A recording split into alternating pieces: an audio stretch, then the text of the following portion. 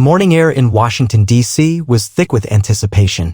Inside the White House press office, Karoline Leavitt, the youngest press secretary in U.S. history and a close confidant of President Donald J. Trump, sipped her coffee with a calm that didn't betray the political storm brewing just outside the gates. Across the country, inside ABC studios in New York City, the crew of The View buzzed with excitement. Something big was coming. Joy Behar, one of the show's most outspoken co-hosts, walked into the dressing room holding a manila envelope. Her bright red glasses sat low on her nose and a smug grin was plastered across her face. "Today's the day," she said, tossing the envelope onto the vanity.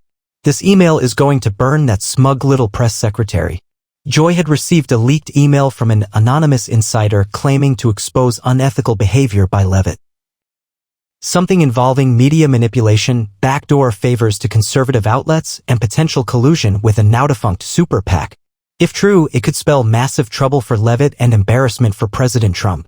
By 11 a.m. Eastern, The View was live. Joy leaned into the camera. "We have something major today, folks," she said with a theatrical flair.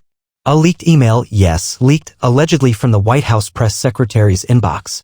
And let's just say, it's not a good look for Karoline Leavitt. Gasps rippled through the audience. The other co-hosts looked uncomfortable, but Joy was on a roll. But what no one knew, not the audience, not Joy, and certainly not her producers, was that Karoline already knew about the leak. That morning, Karoline had received a heads-up from an old friend at the Department of Homeland Security's Cyber Division. The anonymous source had tried to scrub metadata and reroute through offshore servers, but they weren't slick enough. Karoline traced the origin back to a disgruntled former staffer, a tech aide who had been fired months ago for leaking internal scheduling documents. With steely resolve, Karoline had made a decision. She would go on The View live. By noon, her office had already secured a call-in. The producers, thrilled to stir the pot, invited her for a segment the following morning. To everyone's shock, she agreed. "Let her hang herself," Joy whispered backstage. "We'll confront her live and watch her squirm." But Karoline wasn't walking into a trap. She was going to turn the whole thing on its head. By the time dawn broke over Manhattan the next day, the buzz surrounding The View's upcoming segment with Karoline Leavitt had taken over the internet. Twitter, now X, Truth Social, and every cable news outlet were running with headlines like, "Karoline Leavitt to respond live to leaked email controversy. Will Trump's press secretary crack under pressure? Joy Behar versus Karoline Leavitt. Live showdown incoming." Inside the White House, Karoline remained composed. She had gone over the email a dozen times. She wasn't worried, she was strategic. The email wasn't fake, but it had been deliberately misrepresented.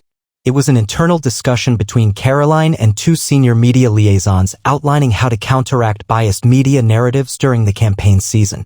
Yes, it involved friendly outlets. Yes, it mentioned timing releases, but nothing in it was illegal.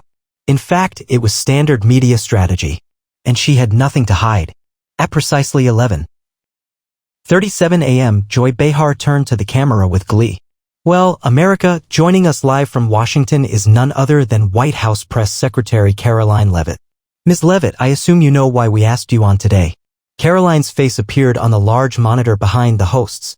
Dressed in a crisp white blazer, her tone was calm but firm. "I do, Joy.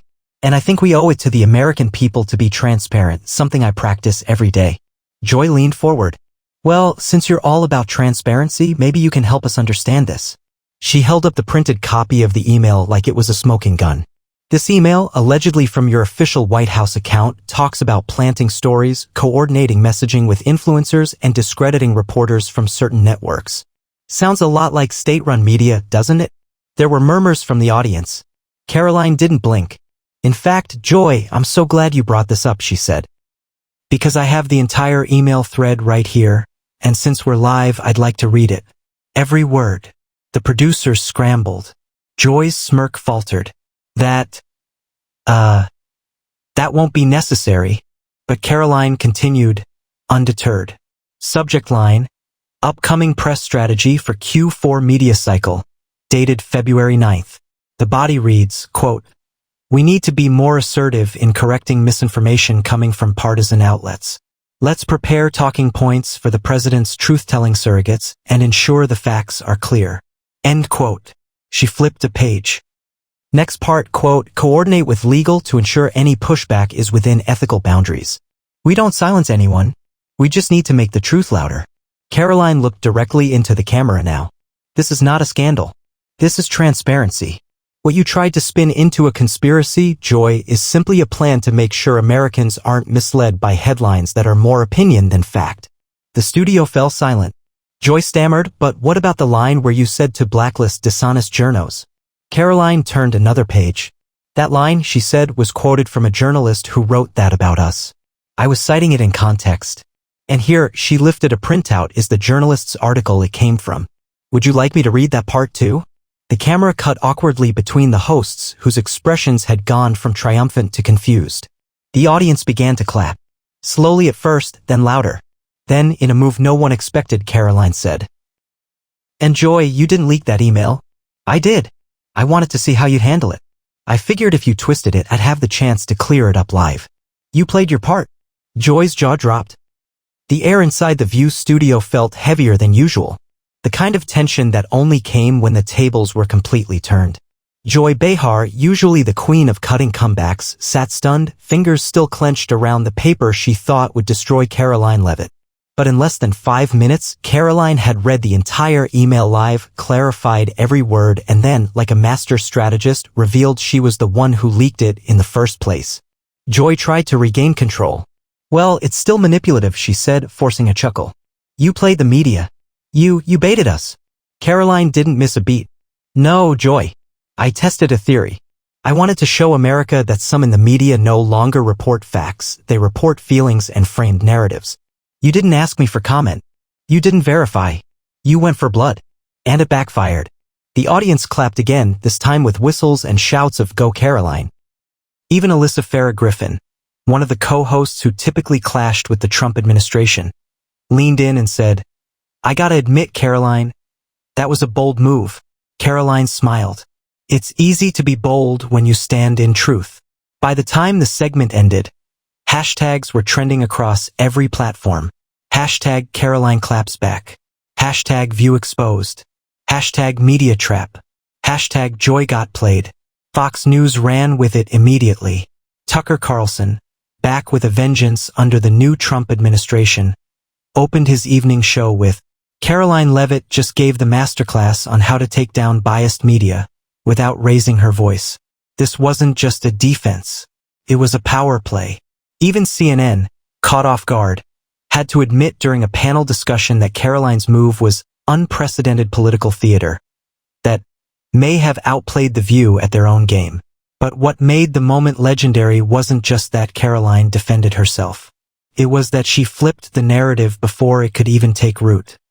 Back at the White House, President Trump was watching with a bucket of popcorn in one hand and his Truth Social app open in the other. Within minutes, he posted, "Amazing job by our brilliant press secretary Karoline Leavitt." Joy Behar looked like she saw a ghost. "These are the warriors we need." That post alone received 4.7 million interactions in under an hour. But the real twist came later that evening, when Karoline dropped the full unedited email thread on the official White House website, including footnotes, source citations, and attachments. She even encouraged journalists to fact-check everything. The transparency shocked even the press pool. A New York Times journalist tweeted, "Whether you love her or hate her, Karoline Leavitt just set a new bar for crisis response." But behind the scenes, there was more brewing. Backstage after the episode, Joy slammed her dressing room door shut and yelled, "Find out who gave her that damn email."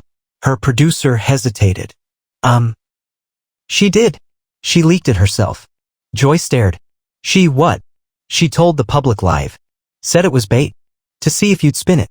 Joy's face darkened. "This isn't over." By the next morning, Karoline Leavitt's takedown of Joy Behar was being called the most iconic live moment in political media since the Nixon-Kennedy debates. Cable shows across ideological lines were buzzing. From MSNBC to Newsmax, commentators were dissecting Karoline's composure, her calculated release of the email, and the explosive reveal that she had baited The View to expose media bias live on television. Even left-leaning comedians like Bill Maher and Jon Stewart couldn't help but acknowledge the masterstroke. "Look, I don't agree with her politics," Maher said during a panel. "But if you get punked by the person you're trying to cancel, live, with the receipts, that's not just bold. That's surgical." But not everyone was celebrating. Joy Behar was seething. She demanded that the producers of The View issue a follow-up segment where she could respond, correct the narrative, she insisted. She refused to be seen as the one who got played. Behind closed doors, Joy's team frantically worked to find anything they could use to regain the upper hand. Old tweets, deleted messages, former interns, anything.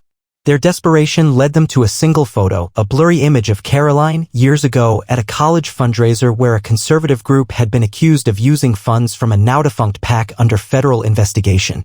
There was no proof Karoline had anything to do with it, but Joy's team planned to run with it anyway. That evening, The View posted a teaser for their next episode with the caption, "Tomorrow, the photo Karoline Leavitt doesn't want you to see." But Karoline wasn't just sitting still. She had already caught wind of Joy's next move. A contact from within ABC's legal department sent her the screen grab of Joy reviewing the photo with her producers. Karoline's response? She scheduled a press conference for 10 a.m. the next morning, an hour before The View would go live. Standing before a wall of American flags, Karoline opened her remarks with a smile. "Good morning. I'm here today not to respond to smears, but to remind the American people of what leadership looks like." She held up the very photo The View had teased. "Yes, that's me age 20 at a fundraiser for veterans. A group, I might add, that raised over $100,000 for disabled vets. The PAC in question? I never had any connection to it. This is guilt by association. A desperate swing by a daytime talk show that got caught twisting the truth." She paused, then added, "This is what they do. When truth doesn't work, they go for personal destruction. But I'm not backing down." The press applauded. And then came the line that went viral. "Joy Behar says I don't want you to see this photo. That's wrong. I want you to see it. I want you to see that I've been fighting for America since college, not hiding behind studio lights trying to take down 20-year-olds to stay relevant." Boom. That clip hit 10 million views within 3 hours. Joy Behar never aired the photo. Instead, she opened the next episode of The View with a clipped voice and a vague statement. "Sometimes things get misinterpreted. But we move on." But America didn't move on. They leaned in. Karoline had exposed more than media bias. She exposed a system of narrative warfare that millions had long suspected but few had ever seen so clearly. And President Trump? He called her to the Oval Office. "You just flipped the media like a pancake," he told her. "I want you standing right next to me at the debate stage." The political world was still reeling from Karoline Leavitt's press conference when President Trump officially announced she would be his chief communications strategist for the upcoming 2026 midterms. The announcement was broadcast live from the White House Rose Garden, where Karoline stood beside Trump, her confident smile a symbol of new hope for the Trump campaign. Karoline's fearless transparency and sharp mind have proven invaluable to this administration, President Trump declared. "She's not afraid to fight the fake news media, and she's not afraid to tell the truth." Back on television, The View's ratings plummeted. Joy Behar's credibility took a hit, as public sentiment had largely turned in favor of Karoline's bold and unflinching defense. Social media exploded with memes and hashtags. Hashtag Leavitt wins. Hashtag truth over spin. Hashtag Joy got exposed. Meanwhile, Karoline used her newfound momentum to push for reforms in White House press relations. She introduced a new initiative called Open Press Project, which aimed to increase transparency, allow live fact-checking during press briefings, and create a digital archive of all communications. Her initiative was met with resistance from some media outlets, but the public overwhelmingly supported it, craving clarity and truth after years of media mistrust. At a major rally in Phoenix, Arizona, Karoline spoke directly to supporters. "This is a fight for our democracy. For every American who has been tired of spin, tired of manipulation, tired of seeing the truth buried beneath sensational headlines. We are here to change the game." The rally erupted in cheers. Meanwhile, Joy Behar retreated from the spotlight. Rumors swirled about her stepping down from The View, but she remained tight-lipped. In the weeks that followed, Karoline Leavitt became more than a press secretary. She became a symbol of resistance to fake news and partisan attacks.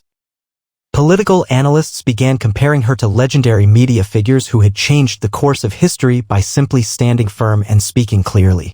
Even President Trump acknowledged this new chapter. Karoline has shown that in the face of attack, truth is the ultimate weapon. "She's my secret weapon. In the final scene, months later, as Karoline prepared for the biggest press conference of her career ahead of the 2026 midterms, she looked into the mirror and whispered, "They tried to break me. They tried to bury the truth. But I'm still standing. And this fight has only just begun." With the world watching, Karoline Leavitt stepped onto the stage, ready to face whatever came next, armed with truth, courage, and an unshakable resolve.